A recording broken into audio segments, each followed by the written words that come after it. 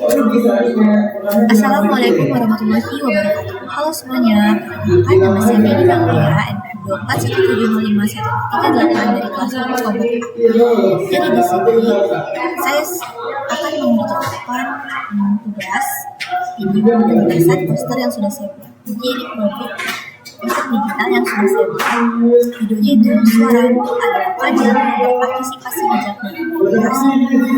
Latar belakang saya membuat poster ini adalah karena semakin banyaknya masyarakat yang mulai sadar akan suara angket itu penting, dan semakin banyak masyarakat yang berani untuk menyuarakan suaranya, menyuarakan keadilan yang harusnya diterapkan pada mereka.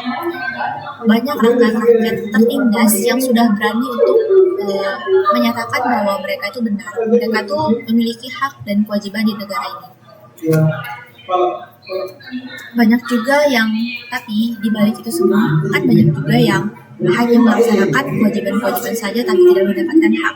Tapi di samping itu ada juga yang hanya menyuarakan hak tapi tidak mau melakukan kewajibannya karena merasa haknya belum dipenuhi oleh negara. Maka dari itu banyak dari mereka yang berani untuk menyuarakan hak-haknya untuk mendapatkan keadilan. Jadi itu latar belakang saya. Judulnya itu berpartisipasi bijak dalam demokrasi.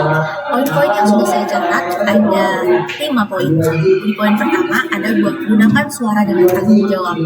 Makna dari poin ini tuh masyarakat hendaknya itu harus menyuarakan suara mereka dengan tanggung jawab. Seperti contohnya pada pemilihan umum. Nah, di pemilihan umum itu banyak masyarakat yang khususnya untuk generasi-generasi muda yang belum terlalu mendalami tentang pemilihan umum, yang baru pertama kali melakukan pemilihan umum, banyak oknum-oknum tidak bertanggung jawab yang menyebabkan serangan fajar. Jadi serangan fajar itu dikhususkan untuk mereka yang mau menjual suaranya. Jadi di serangan fajar itu misalkan dapat duit 100.000, dapat duit 200.000 rupiah gitu.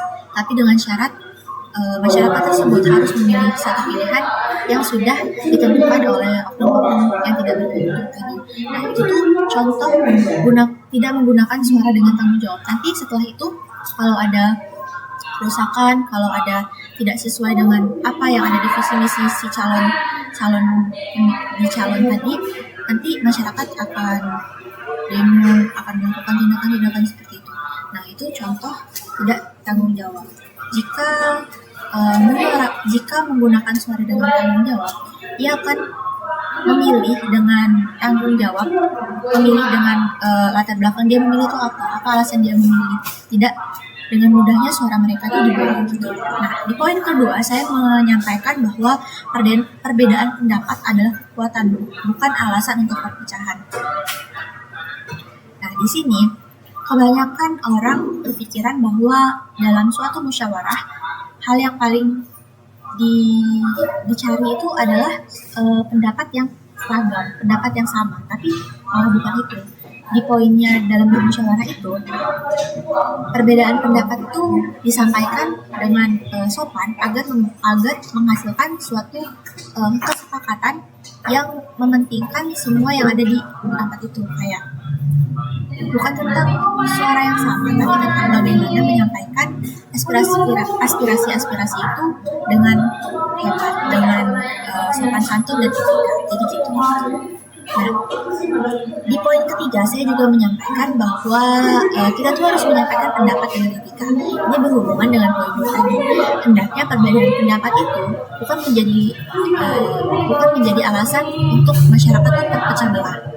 Asalkan pendapat tersebut disampaikan dengan etika, disampaikan dengan bukti serta alasan yang kuat, itu okay. Malah perbedaan pendapat itu nantinya akan menghasilkan sesuatu yang mungkin belum ada di point of view kita, belum ada di point of view teman bicara kita gitu.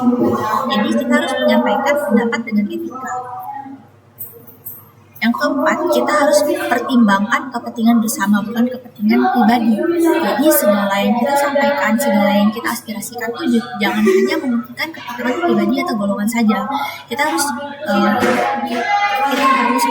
kita harus peduli tentang apa aja sih yang harus diperjuangkan, keadilan apa aja sih yang harus diperjuangkan di negara ini atau di suatu masyarakat. Jadi kita tuh harus mementingkan kepentingan bersama, bukan kepentingan pribadi gitu.